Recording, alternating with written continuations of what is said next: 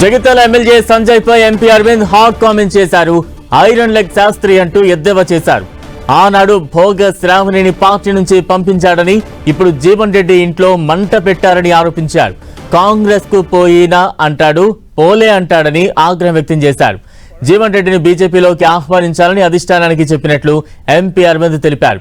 వ్యక్తిగతంగా జీవన్ రెడ్డితో తనకు మంచి సంబంధాలు ఉన్నాయన్నారు ఎంపీ అరవింద్.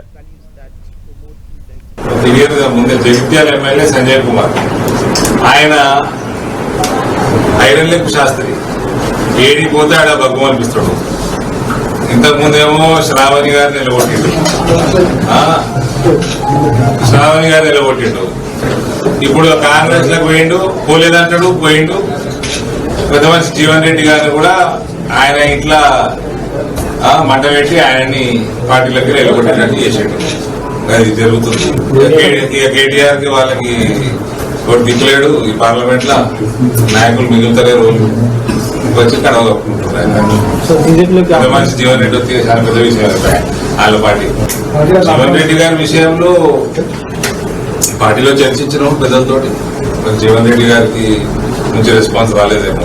కొద్దిగా జీవన్ రెడ్డి గారు అంటే పర్సనలీ వెరీ నాకు ఆపుతులే.